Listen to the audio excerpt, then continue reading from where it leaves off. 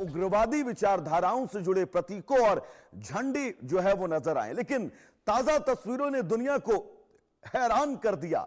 ढाका से आई ताजा तस्वीरों में सड़कों पर कट्टरपंथी हमास और अलकायदा के झंडे लेकर नारे लगाए जा रहे हैं। कभी हिंदुओं पर हमले किए जा रहे हैं तो कभी मंदिरों को तोड़ा जा रहा है, और ये सब हो रहा है पाकिस्तानी एजेंसी आईएसआई के बांग्लादेश में घुसने के बाद। माना जा रहा है कि भले ही बांग्लादेश में तारिक रहमान की सरकार बन गई, लेकिन सरकार को आईएसआई ही चला रही है। कहा जा रहा है कि पाकिस्तान बांग्लादेश का इस्लामिक राष्ट्र बनना तो बहाना है, मकसद सिर्फ आतंकी फैक्ट्री चलाना है जिसके निशाने पर हिंदू हैं और खासकर भारत। और इन दोनों आतंकी मुल्कों की पीठ पर चीन का हाथ है। दरअसल जब भारत पाकिस्तानियों के आतंकियों को अंतर्राष्ट्रीय मंचों पर सजा देने की कोशिश करता है तो चीन उनके बचाव में खड़ा हो जाता है। जैश मोहम्मद के चरमपंथी प्रमुख मौलाना मसूद अजहर के केस में दरअसल ऐसा हो चुका है। हालांकि भारत के सख्त रवैये के आगे चीन को झुकना पड़ा था। ऐसे में अब सवाल उठता है कि क्या पाकिस्तान और उसकी खुफिया एजेंसी आईएसआई बांग्लादेश को भी चीन की गोद में ले जाकर बैठा चुकी है। इसकी ताजा तस्वीर बीजिंग से सामने आई, जहां चीन दौरे पर पहुंचे बांग्लादेश के प्रधानमंत्री तारिक रहमान का बेहद भव्य और गर्मजोशी से स्वागत किया गया। बीजिंग में बाकायदा रेड कॉर्पेट बिछाई गई, रेड कॉर्पेट वेलकम किया गया। लेकिन इसे केवल कूटनीतिक शिष्टाचार नहीं बल्कि दक्षिण एशिया की बदलती भू राजनीति के नजरिए से देखा जा रहा है। फरवरी में पद संभालने के बाद तारिक रहमान के पहले आधिकारिक विदेशी दौरे के दूसरे चरण में चीन पहुंचने को काफी अहम माना जा रहा है। इस यात्रा के दौरान दोनों देशों के बीच फाइटर जेट डील और तीस्ता नदी पर डैम बनाने को लेकर समझौते पर हस्ताक्षर हो सकते हैं। विशेषज्ञों का मानना है कि चीन लंबे समय से दक्षिण एशिया में अपना प्रभाव बढ़ाने की कोशिश कर रहा है और बांग्लादेश उसके इस रणनीति का अहम हिस्सा बनता जा रहा है। ऐसे में अब भारत की चिंताएं स्वाभाविक हैं, क्योंकि इस्लामाबाद, बीजिंग और ढाका की तिकड़ी क्षेत्रीय शक्ति संतुलन को प्रभावित कर सकती है। इस मुद्दे पर हम चर्चा करेंगे। हमारे साथ कई मेहमान होंगे, लेकिन सबसे पहले हम ये जानेंगे कि आखिर ये खबर है क्या। तो बांग्लादेश में कट्टरपंथी संगठनों की गतिविधियों पर चिंताएं बढ़ी हैं।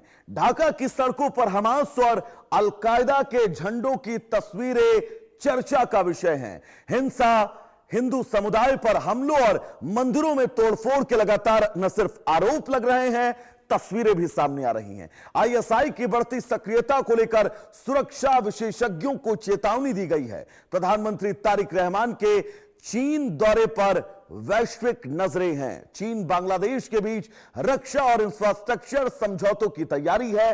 दक्षिण एशिया में नए समीकरणों पर बहस अब बहुत तेज हो चुकी है। चीन, पाकिस्तान और बांग्लादेश की तिकड़ी क्या भारत के खिलाफ कोई बड़ी साजिश रच रही है? उससे पहले रणधीर जायसवाल का क्या कुछ कहना है, वो हम आपको सुनवाते हैं। हम लोगों ने देखा कि बांग्लादेश में से कुछ खबर आई कि वहाँ पर कुछ हिंदू भगवान के साथ, उनके तस्वीरों के साथ अपवित्र हरकतें हुई, जिसके कारण वहाँ पर विरोध प्रदर्शन हुआ है। हम लोग मानना है या हम लोग ये उम्मीद है कि बांग्लादेश की सरकार जो वहाँ पर चरमपंथी लोग हैं उस पर अंकुश लगाएगी और जो वहाँ पर अल्पसंख्यक समुदाय के लोग रह रहे हैं उसकी सुरक्षा करेगी। तो खबर क्या है ये आप सब ने बहुत विस्तार से समझा, लेकिन अब हमारा सर्वे क्या कहता है ये हम आपको बिग वॉल के जरिए ग्राफिक्स पर बताएंगे। सबसे पहला सवाल जो हम अपने दर्शकों के बीच लेकर गए, क्या भारत के खिलाफ जिहाद के लिए पाकिस्तान और बांग्लादेश चीन की गोद में जाकर बैठ गए हैं? यह हमारा सबसे पहला सवाल था और इन सवालों के जवाब आपके सामने। सबसे पहला ऑप्शन जिसमें 66% लोगों की यहां है, हालात उसी ओर इशारा कर रहे हैं। ये दूसरा ऑप्शन नहीं, दोनों देशों की परिस्थितियां अलग हैं, ये मानने वाले 12% लोग हैं। कुछ घटनाओं में ऐसा लगता है ये मानने वाले 18% लोग हैं, जबकि कुछ कह नहीं सकते ये मानने वाले महज 4% लोग हैं। अब सर्वे का सवाल नंबर 2 आपकी टीवी स्क्रीन पर बिग वॉल के जरिए, क्या बांग्लादेश में आतंक की नई फैक्ट्री स्थापित हो चुकी है? क्या बांग्लादेश अब इस दिशा में आगे बढ़ रहा है?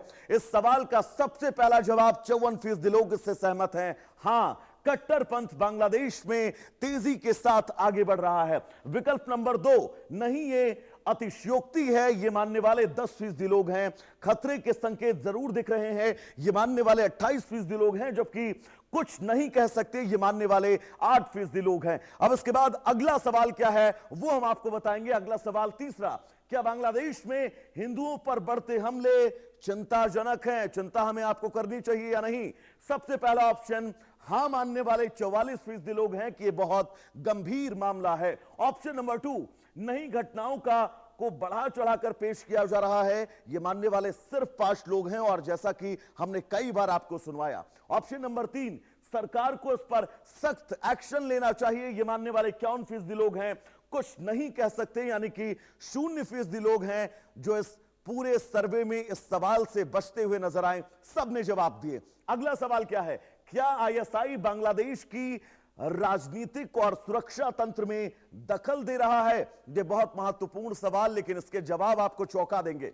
64% लोग ऐसे हैं जो ये मानते हैं कि हां आईएसआई की सक्रियता बढ़ी है। ऑप्शन नंबर 2, नहीं इसके ठोस सबूत नहीं है, यह मानने वाले महज 14% लोग। ऑप्शन नंबर 3, जांच और तथ्यों का इंतजार जरूरी है, 16% लोग इस तथ्य से सहमत हैं, जबकि ऑप्शन नंबर 4, कुछ भी नहीं कह सकने वाले सिर्फ 6% हैं। और अब सर्वे का अगला सवाल बिग वॉल के जरिए हम आपको बताएंगे, और सवाल क्या है फटाफट बिग वॉल पे हम आपको दिखाएंगे कि क्या आईएसआई, जो सवाल था उस सवाल के बाद, क्या चीन, पाकिस्तान और बांग्लादेश की नजदीकी भारत के लिए नई चुनौती है? यह तिकड़ी जो हमारे अगल बगल है, क्या हमारे देश की संप्रभुता के लिए चुनौती है? विकल्प क्या है जब यह सवाल हम लोगों के पास लेकर गए? हां, यह भारत के लिए बड़ी चिंता का विषय है, यह मानने वाले 40% लोग हैं। ऑप्शन नंबर 2, नहीं भारत से निपटने में सक्षम है, यह मानने वाले 12% लोग हैं। हालात पर लगातार नजर रखने की जरूरत है, यह मानने वाले 48% लोग हैं, जबकि ऑप्शन नंबर 4, कुछ नहीं कह सकने वाले 0% लोग हैं जो ये मानते हैं कि इस विषय में वो बहुत कुछ नहीं कह सकते। हमारे साथ हमारे